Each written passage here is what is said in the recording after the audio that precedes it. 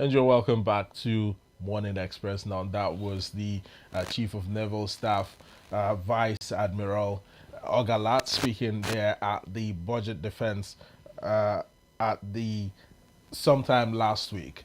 Now, moving away from that particular issue, now let's focus on what we have here on newspaper publications on the front cover of the Nigerian News Direct. And joining us at this point is Dr. Aliyu Ilas, a regular on the program, who is here to lend his thoughts with us on Morning Express. A very good morning to you, Doctor. Good morning It's to you, wonderful to have and you. thank you us. for having me. Well, very quickly now, let's rush into discussions. Mission 300 is, one of the catchphrases that were produced at Dar es Salaam recently in Tanzania, where the president, alongside about 11 other African leaders, signed a pact to ensure electrification of about 300 million Africans across the country, of which about 5 million of that figure would be domiciled here in Nigeria. Also, with the African Development Bank pledging about $1.1 billion towards that cause.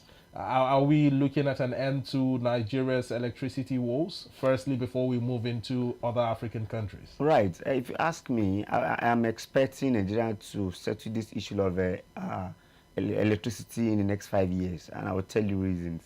The first reason is that it has been unbundled. It is not now in exclusive list. It is now in concurrent list, and you could see Lagos State have started having their own electricity generation, distribution, and transmission. You could also see Enugu has also taken the lead. So we also expand. You could also see that the Dangote Total have actually moved off grid. Of the grid. Of the grid. So that shows that there's a lot of things coming up for Nigeria. So I think in the next 5 years, the only thing I will implore the president to take the lead is that the investment in electricity is not small. So those governors must start the investment, not waiting for investors first. Okay. You must create the enabling environment, because even if you look at our discos, they didn't bring anything to Nigeria. The electricity transmission, everything was there. They only come with their portfolio and they are giving the title of disco. Took over the business. I'm telling you, that's all what they do, which every other business person can actually get an expert somewhere to actually do. So for me, I think in next 5 years, I expect that. And in addition to that, you also recall that they are also getting more money from the issue of band A, band B. That's the discourse. Yes, what they are raking in is much. So we should also demand more from them. Perhaps it is too small a number to have like 11 discos in Nigeria. If you look at AEDC now, it's covering about 7 states. Is that not too much?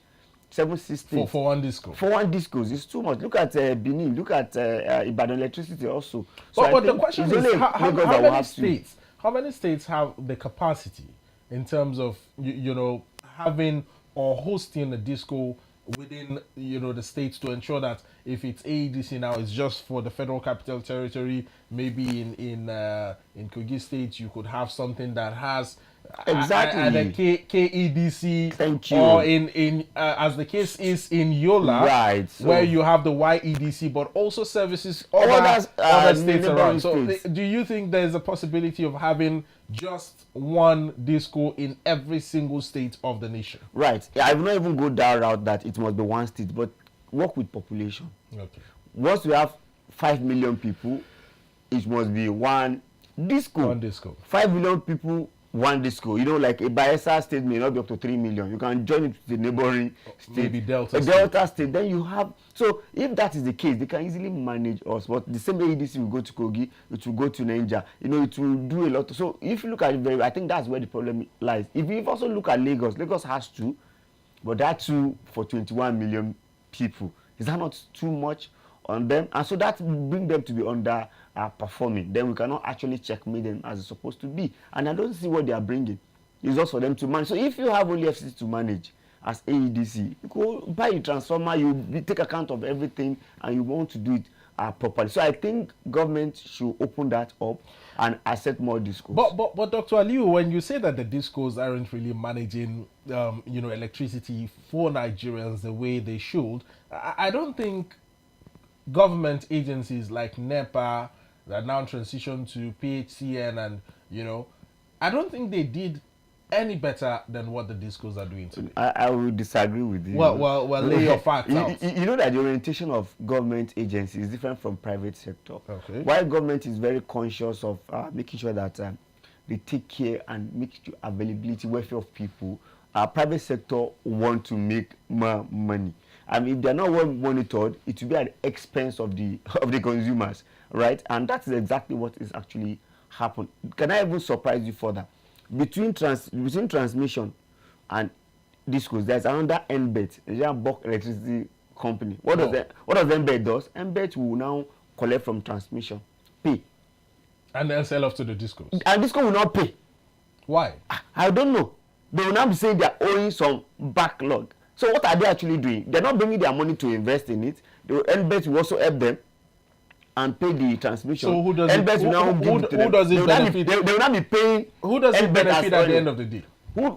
It's discos. And NBET stands in as the middleman, right, between the discos and transmission. The transmission exactly. company. And remember, NBET is still Nigeria. It's still government. Transmission is still government. So look at that. You could see that they're actually making it easy for them and making it easier for you. You are still not delivering as expected. Basically, we still buy pole in our area. We still buy transformer in our areas. And it now become the property of the discos. So it's basically like an arrangement that has to do with perhaps taking or receiving this electricity on loan and then selling to Nigerians who have to pay before they get access to electricity. Exactly. And then the money is not remitted and it's back to NBET that remits it to the TC. Exactly. So that is the problem. So I think there is even no need for NBET, if you ask me. I think government at this point in time many Nigerians don't really know about NBET. They should remove NBET. Because in the minds of many Nigerians, I believe they think, oh, it's TCN to disco. There's Nigerian Bulk Electricity Company. The last user. And that's why most of us are saying they have even fulfilled their job. They want to stabilize. Now everybody remove them. Let the discos pay directly to the transmission company of Nigeria. So there's no need for shock absorber for them. Do you get? Do we have shock absorber as a user? In fact, they even put people indiscriminately to band A without commensurate power. Because I recall they said 20 to 21 electric supply, but now we don't have up to that. Well, let's also talk about the AFDB $1.1 billion investment that would be pumped into the country to ensure that by 2026, which is just a year ahead now, right, about 5 more million Nigerians will have access to electricity. Right. If you ask me, if Africa wants this Africa to go beyond where we are, the first thing we should look at is the supply of electricity, because energy security is part of governance. If you don't have energy security, your economy will not actually flow. It will have a lot of bottlenecks, because people have to expend the money. Okay, let me tell you what happened in the central area now, and where I stayed. There's no electricity. We've been on generator. We have to buy PMS for the past 2 weeks. Yeah. And I can tell you cannot expend less than 10,000 naira. Remember 10,000 naira is just meager 10 liter every day. Calculate it. That simply means we are not conscious of what. So what does that affect? How does that affect a small business person? Yeah. He will be unable to pay salary. He will be unable to run other operational costs. And he'll be eager to also increase his own service cost or service charge. Exactly. So for AFDB, I think that's the best way to go, because if you have electricity available and affordable, we'll be able to actually cater. And that's why I salute Dangote and Co., who said they are off the grid, because I know Dangote refinery and petrochemical can serve the whole Southwest if it is well handled. If it is well handled. Well, lastly, before we move away from the Mission 300 topic, the IFC has also announced a $70 million commitment to Nigeria's renewable energy companies. Now, that is good news, I believe. Very good news. And on the other hand, the federal government is set to roll out about 100 electric buses. That is where the big question mark is. All right. How sustainable are electric buses in a country that continues to grapple with electricity issues? I think the electric buses, if I'm not mistaken, is by Wando in partnership with Lagos State government. Okay. I'm not sure it's federal government. because I was expecting to see the news that federal government will do that. So he said, okay, sorry, maybe that's it too. The Lagos one is 5,000 electric buses. 5,000 electric maybe buses. Government But is now 100. maybe the federal government is the right. 100. But I'm happy first and foremost that we are moving, right? Because that's another thing we are lacking. If I tell you that the CNG we are using has been in India 15 years ago, they are phasing CNG out now. In fact, they are phasing it out to like remaining about 10% to move into electric buses and what have you. But we are just going there now. So it's a good one that we see our federal government say that they want to go into that, because very soon, I'm sure there will be a verdict that will say anything that has to do with fossil fuel, we have to bring it down because of the climate problem. Pollution. So it's good we are moving to that direction. But when you say electric buses, I also want to see us, because of our weather, tapping. I saw Wiki distributing keke, and I saw one.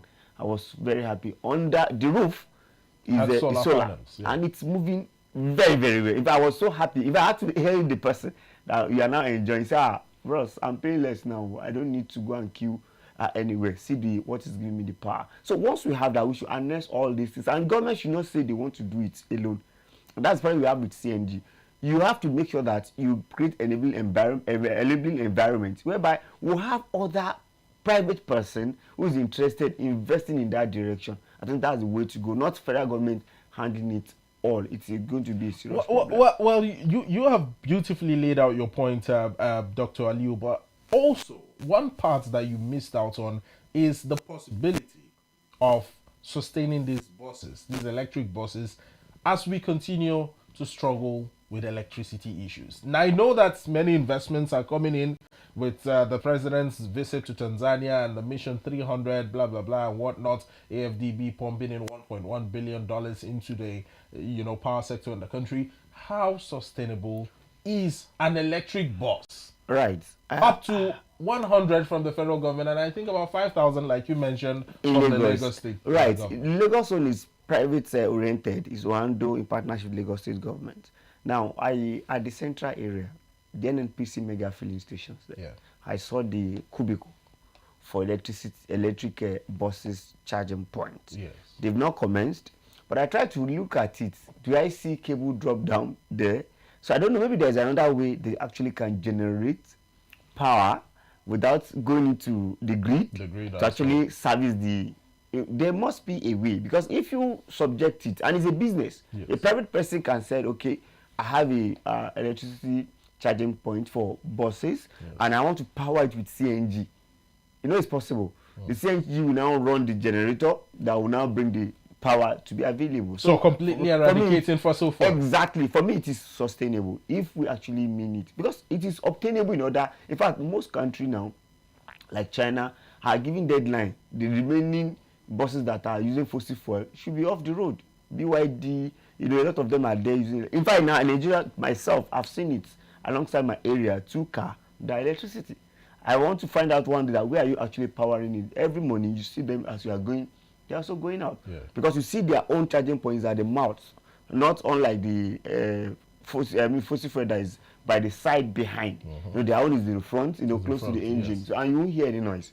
That makes it a very good one. So we hope to get there. Well, you sound quite optimistic, Dr. Aliyu. It's all about optimism towards ensuring that Nigeria moves in the direction of electric vehicles, and also in line with Mission 300 to ensure that 300 million Africans gain access to electricity by 2030. But the AFDV's goal with a $1.1 billion investment is to ensure that by next year, at least 5 million more Nigerians have access to steady power supply.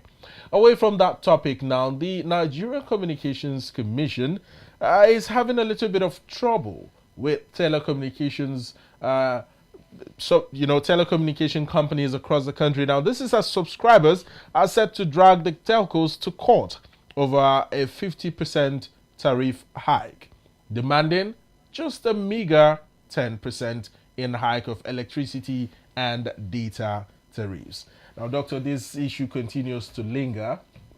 First, we had the issue between the telcos and the banks over non-remittance of USSD, payments. that one aside, we now have subscribers dragging these telcos to court. Why a 50% tariff hike? Right. So I think I've discussed this in different fora to look at why. Well, should telecos increase their price? Yes. And why do I say yes? Is because they also operate in the same climate in Nigeria, where it's business. It's business, where we have seen cost of fuel move from 190 to 1,000 naira. They're also in the climb whereby we saw the NPR increase to close to about 30%. They're also here where we have inflation of 34%. So that simply means it affects the operational cost. There is need for them to actually pay.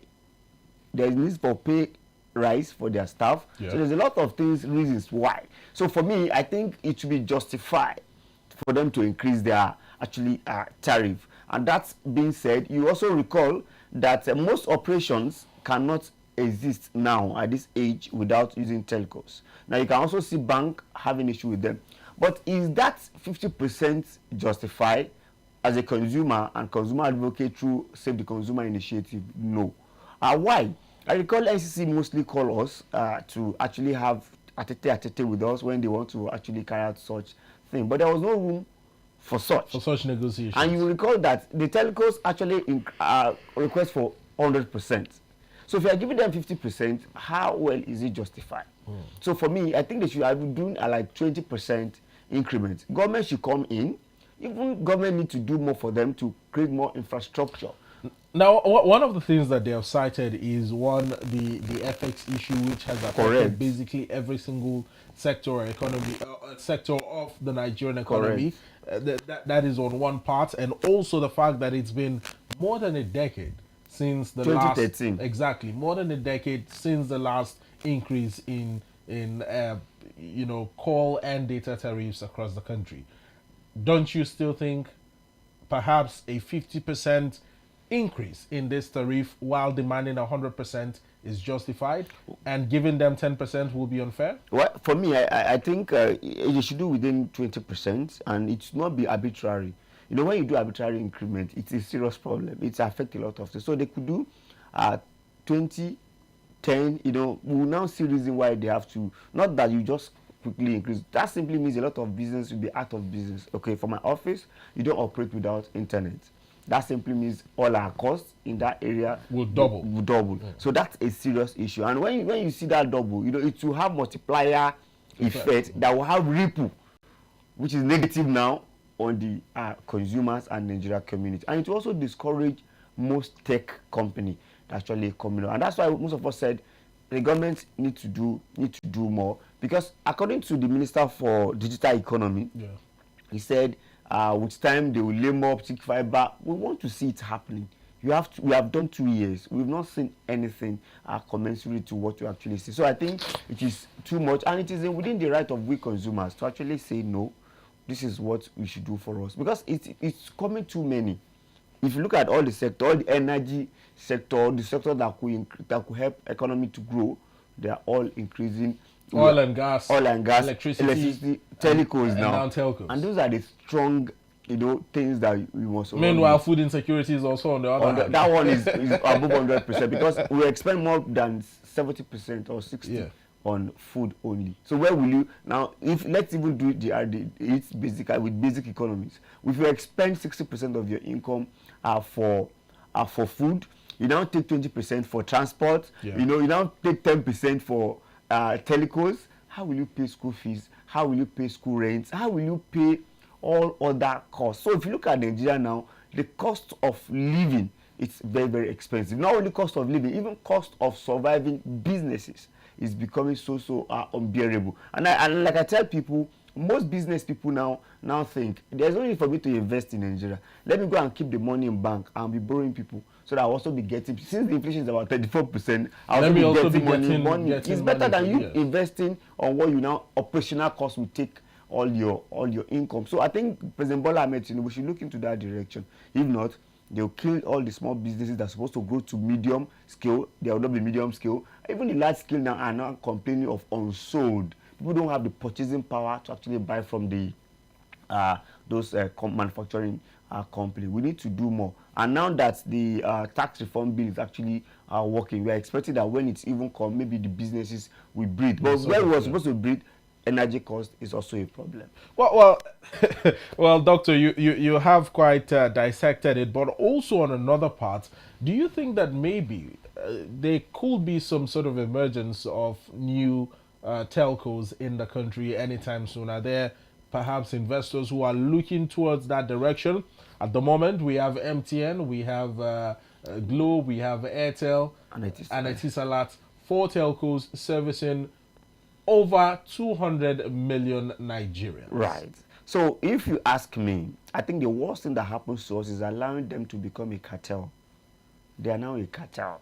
How do I mean? They'll go to their corner, 4 of them, and decide this is how we want it to go. Yeah. So I expect federal government, because I took my time to look at the registration and whatever. I think it's too humongous. It's too difficult for people to come in. Nothing stops us from having like 20 much like banks in the country. Let me even bring it down for you. How can you have one telecom that must be around the country? FCT can have its own. You can give a license to only FCT residents. So if I want to call people within the FCT, I know that I'm going to use this particular network. Right. That was competition. You can also say in the Northwest, this is a kind of telecom that actually, when we give license like that in that direction, then this phone will remain national. Much like Vodafone. Yeah, outside of Nigeria. Exactly. That's basically how they operate. That's it. So this is how we're supposed to do. You know, there was one. Was it Visa phone? Yes, I think it was bought over by Airtel or whatever. Okay. So we must allow it in a scale that will help us. So the license must be in category. Not that you now say, okay, look at data, internet. Yeah. You know, that one is much more. We even have another one coming in. You know, that would have been better if you also do that for telco. So that because where you have like broadband companies exactly operating independent of these major telcos and providing data services. Like we have independent ISP, internet service provider. Yeah. So if you can have it like that, we are too big a country to be hold on to only by just four companies. So you have allowed them to become, in economies, we see them as cartel, and a cartel will always determine what happened, in that country. They are just better than monopoly, just a step, but they are also worse because they will tell you that we want 10%. I mean, they want 50%, and we don't. But if it's like 20, and in a Congress of just 4 persons, all agreeing to the same thing, exactly. What can Nigerians but do? If like 20, like 5 will say no, we can do below that. Yeah. We can, there will be serious competition, but there's no competition in that sector. Well, you mentioned something about the procedure for registration, right, which you described as very humongous. Very. I saw the list, do you care to take us through a little bit on that? Well, basically, I try to look at how much you pay, because in that list I saw categorization. Yeah. But category simply means like I said, state and law. But we have not seen businesses coming into it. So when you see business investors running from a particular investment, that shows that there's a clause that is discouraging. And this firm would not also want more people to come, because only one of them is taking about 38%. I think MTN is taking about 38% of Nigerians, and the other one are taking 16. I think Airtel 16, Glo 16, and the other one. So like that. So that is the problem we actually are having. If one is taking 38 million people, one is taking 16 million, another one is taking 16 million out of only 100, maybe 140 million. So if you look at it, I can't get statistics right now, but if you look at it very well, it's clear that it's only 4 of them, and they have taken that opportunity. And you recall, when MTN came to Nigeria, it was 1 minute, nothing like per second. When Glo came in with per seconds. And by the time it came with per second billing, we have that thing down. Someone like us can now go and buy. That's when then when the third one actually came, it came with data. Once you subscribe like this, they give you a lot of lots of data. But back then, 5 MB, 10 MB used to be like 10 gig or even 50 gig right now. So that competition then bring them, everybody adjusted, and now it's per second. So and the data always come with most of them now. So if we can have more, they also bring another strategy to enter the market. Most of us will now key into it, and there will be serious competition. So I think that's what we are expecting. Well, quite beautiful points laid out there by Dr. Aliyu Ilas. Moving away from the issue of telecommunications and, of course, a deadlocked conversation with the Nigeria Communications Commission, Blue Economy is up next as the federal government of Nigeria has shone light on Nigeria's blue economy, promising to reduce the cost of doing business at Nigerian ports by up to 25%. This is in a bid to encourage more maritime businesses in the country. It appears that all we are seeing today on the news this morning is good news, Dr. Aliyu. Yet again, another good news for Nigeria's blue economy. Right. As a supply chain person, expert, our major problem in Nigeria and Africa is what we call supply chain problem. What happens between manufacturer and the consumers, and the bottleneck therein. If you go to ports now, we have about a lot of bottleneck there. We have what we call port health. What is port health? They are this environmental health officer. You have NAVDAC that will come for you. You have SON that will come for you. You have custom that will come for you. You have police that will come for you just for one container, for you to clear one container. Clear one container. Right. So if you look at that, maybe if you are want to another thing is that you now want to take that 40-feet container to Kaduna from Lagos. You still have tax force 20 along the road. Along the road. Right. You have to pay like 20 million naira for that container. So if you want to clear a particular item from Lagos and it takes you 5 days to clear it, and you have to pay, right? And from here to London is just 5 hours. But for you to clear anything within your port, it's 5 days. Do you see the logistic problem? So if you look at major countries that actually are surviving, what they do is that they make sure that their supply chain and their logistics problem actually solved. They make it one-stop shop, where once you get one document, it covers the whole document. So you don't have to go to SON, you don't have to go to custom, you don't have to go to port head, you don't have to go to police. You don't have to do that. It make it once until Nigeria get to that level, whereby we find it easy to move items from one place to the other, and we also fix our infrastructure, which is road, or we find our rail working from ports down to Kaduna that you pay. That also brings us to the issue of multiple taxation that that has been a bone of a contention within the tax reform bills. Now, if the Nigeria Customs Service, which is saddled with the responsibility of concise, in that instance, is checking your container, it is their duty. But if other agencies like SON, the Nigeria Police, the port heads, plenty.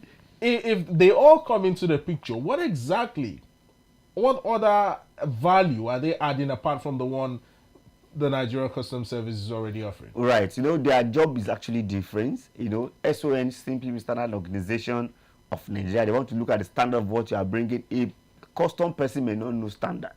Now, port health actually environmental conscious. They want to know if you are bringing something that is inimical to the environment. Now you have people like NAVDAC. If it is drug or medicine related, you bring them in. You understand? So these are the people. What we are trying to say is that why not make it a one-stop shop? What about one-stop shop? You don't need to go and get clearance from customs separately, clearance from SON separately, and from port separately. You just need to go to one office that all of them are on the table. Once you get that document, everybody checked and it moves. Because that's the bane of our problem itself, supply chain problem. If you go to China, do you know China have free trade zone in Nigeria? 2. 1 here? 2 in Nigeria. Okay. Why do they have? Why can one country have free trade zone in Nigeria? You know why? They want the supply chain to be very seamless. So when things get to Nigeria, they make sure that they don't pay tax because they are doing it in free trade zone. That's why you see a China company flourishing in Nigeria, because they make sure that just like the one along the airport road. Yes, that one like Centenary, sort of what have you. So these are how it actually works. So for business to thrive, for you to have seamless business operation, to pay less, to be fast, to buy cheap thing, we must make sure that this 25% is realistic. And how do we make it realistic? Those things I've mentioned. We must make sure that the supply chain is with ease. Those operational bottleneck should be eliminated. Yeah. Eliminated automatically. If we do that, fine. How can somebody import a car and it takes him 1 month to clear it at the seaport? Now, apart from import, let's also focus our attention on export, right? Which has been encouraged, by both the federal government and analysts, economic analysts, much like yourself, and just people who understand how the inflow and outflow of goods and services in the country works. Now, if we focus more on importation, I believe it sort of cripples the economy to a certain extent. But exporting what we have, raw materials, goods produced here, and all of that will boost the economy. Is this yet another move by the federal government to boost up exports in the country, especially with the large deposits of minerals that we have in the country? Because you're smiling already. Right. I want you to take us through that. I'm a teacher of supply chain. All right. So I understand the bureaucratic bottlenecks. Okay. So let's do this. Somebody is importing apple to Nigeria, and you are exporting raw yam. Can you compare the two? Certainly not. How can you export raw yam? You are supposed to add value to it. That's what we call value chain. So until you add value to it, before it can be easier. And there's another thing we call ISO, International Standard Organization, number. How many companies in Nigeria has it? I remember when I attended the training, it was UNIDO that brought it to Nigeria. Government is supposed to encourage people through SON that every business person that wants to export come and know about the standard. Most products produced within the country have the SON, exactly, emblem, but not the ISO. And we have what we call SON cap, man cap, but that's not where we are going now. So what I'm trying to say is that other countries that you want to export also have standard. Let me now tell you the major challenge we have. If you go to Ethiopia, the main business they have in Ethiopia is Ethiopia Airline and agriculture. Yeah, that is their mainstay. You know what they do? To drive their economy. Every morning, you see a cargo aircraft landing, packing raw and perishable goods and move it to US. Do we have any cargo that is doing that in Nigeria? Well, none that I know. If you see onions, you see tomatoes, they are perishing. They are perishable goods, but then they have immediate value that can be exported outside of the country. So if we have cargo airline and Sokoto, Kebbi, Sanfara, they all bring it in a day, bring it there, and it will be exported.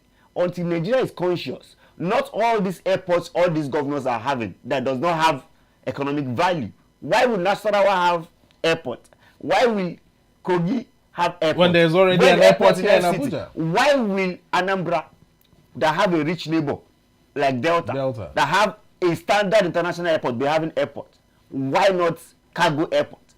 Cargo airport may be too much for even one state to have. I mean, the distance between Oka and a bridge. It's just a bridge. And the international airports in Delta State. So why do you have to have? Why should Kogi have? Why should Nasarawa have? Every state why should Niger have an airport? Instead of them to look at three of us, let's come together and have one big cargo airport so that our farmers can actually export. So that is the economies of exportation. You don't just say it by mouth. You must provide enabling environment. Nigeria as a country, show me one cargo airport. And I was telling them when Buhari was also doing the farming, what have you, anchor borrow and what have you, I said, where are you going to, how are you going to encourage people to export? So until we have such standard, understand the standard, have the cargo, and Canada, US, they are waiting for our produce. But I can tell you another problem we still have. We still have people like Benue. Everybody will say Benue is food basket. I agree, it's food basket. How conscious is Benue? Let me give you one example. If you take one orange from a basket and it gives you a particular taste, you take another orange from that basket, it gives you another taste. You take another one from the same basket, from the same environment. You are not agriculturally conscious. You must have same tastes, same outing across board. And that's how a white man will want to import your goods. Not that you have different states. When they say they came to Nigeria to harness palm oil, is it Malaysia or Singapore that came to the eastern part of Nigeria to get this palm tree? Do you know what they do? Go to their country. All their palm trees is not higher than this. But if you go to East now, one is as tall as Kilimanjaro. A 3-story I will building. now use one thing like this to be going there. But they are so conscious of. So that's why for a state like Benue, should be conscious and said, since we have a fertile land, let us have this species. Everyone that also goes into research to be able agricultural research to genetically modify these crops. That's why they are having their own way. That's the meaning of genetically modified. But they are having their own way. They bring their own seed and said, if you do it, it's the same thing. It produces the same way. Yeah. But we are not looking at that area. Why are we not developing our seed in a way that all the Benue South, this is the type of yam you are bringing. Not this one will bring this yam. You bring this yam. Long, you short, you understand the difference. Exactly. So a conscious buyer, so they want to do juice. You understand? Will not buy from most farm in Benue. Because it doesn't have the same taste. By the time it produces it, it will have taste problem. Just like a borrowed taste. Exactly. So there's a serious issue. I was in a place where it was discussed outside Nigeria. That's why they don't patronize those things. So what are we doing to those things? So if I say, like Bago of Niger, he said I'm a farmer's governor. That's not what he said. He has bought a lot of tractor. You know that. Are they conscious about it to make sure that exportation is there? Well, when it comes to food, when it comes to food security, food production, and all of that, it appears that Bago in Niger State is even doing way more than the governor of Benue State, that is described as the food basket of the nation. That's what I'm saying. They need to be conscious of what they actually. If you say you are a producer of this, I think Kebbi is even trying. And why am I saying Kebbi is trying? Kebbi partnered Lagos State and said Lagos will be supplying you rice. As simple as and that. Lagos bring investment there, and they are now. That's how it should be. So they must start thinking, how do we harness this business better? Well, it's about putting on our thinking caps and ensuring that we figure out how to harness the inherent resources, natural resources that we have across the country. Now, another major issue in the news this morning is coming in from a statement made by former governor of Kaduna State, Malam Nasir El-Rufai. They embattled Malam Nasir El-Rufai, who has cited that the reason why we have poor leadership today in the country is because cunning people and illiterates are at the helm of affairs in the nation. Quite strong statements here, Dr. Aliyu, calling people handling the affairs of a nation as big as Nigeria cunning and illiterate, from somebody who has been a governor and who has been in the political scene of the country for many decades. Well, you cannot take some things away from El-Rufai. He has a way of saying what he actually think is right. Okay. And I will agree with him to an extent that we have some people that because of political negativity, they are finding their way into the corridor of power. Yeah. Now, El-Rufai as a governor, you will not say he doesn't perform. If you go to the States, you will agree with me. El-Rufai as a minister, we've seen what he actually did. Some of us are even saying we prefer El-Rufai to be minister of power compared to the people, because we are hoping that will be minister of. But for him to have now bring this such a outburst, that simply means he's also feeling pain of being neglected. You know, it's normal. I mean, he wasn't particularly neglected. He was offered a ministerial role. He went for the screening and then, sort of staged the walkout, and from there decided that he didn't want to. That was not correct. He was screened out. He was screened. He was screened out of that place.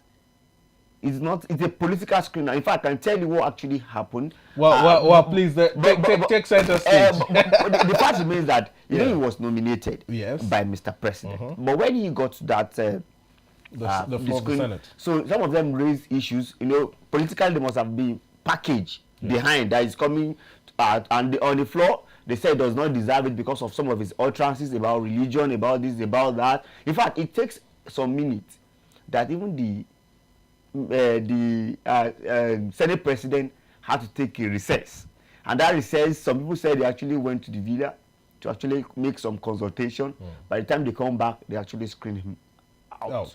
So he believed that it's a political screen out, and most of us believe that yes, it's because of his outburst, that they think it's overreacting. But I should tell you this thing politically.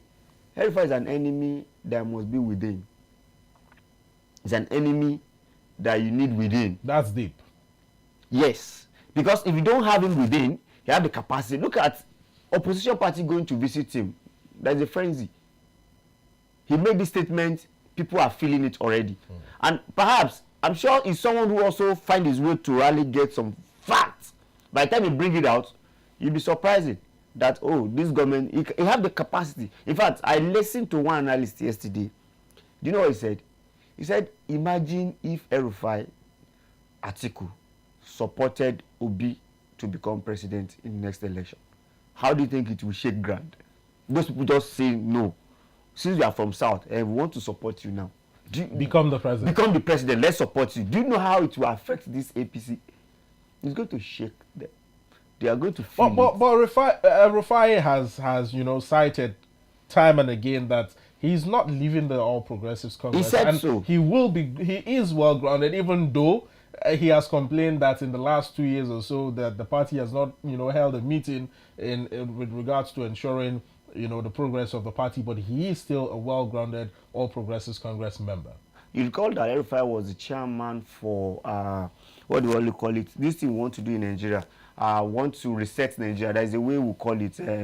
Economic reform? Or? No. Generally, that we want to put, whereby giving power to the local governments. There's a particular name we call it that we should reset Nigeria. He was the chairman for APC then. He actually submitted the report. They did not use the report, and that would have helped me. So if I have a way of saying that, so for me, there's an enemy within that we did. But remember, Wike is still a PDP member and is actually working and is a minister for the APC. So, for an APC-led government. Right. So don't be so sure that El-Rufai can also be within APC and also plays his game, his politics. Then when he said illiterate, I don't know, I'm saying this, democracy, it gives room for illiterate to operate.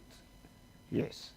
And why did I say so is that most of us don't even look at who actually fits in. It's who can actually make the noise and spend the money to find their way to the hems of affair.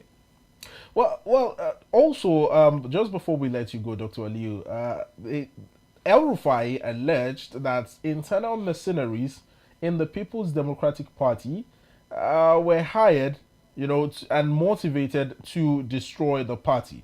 This is as Daniel Bwala reacted to him, saying that he doubts El-Rufai will say the same thing if he was in government. That the reason why he's making such blatant statements is because there's nothing in his hands and he's not part of the government. I actually agree. While I agree with Daniel Bwala, I 100% agree with El-Rufai. Yeah. Do you know why? It is clear that there's a mercenary in PDP who is bringing the problem.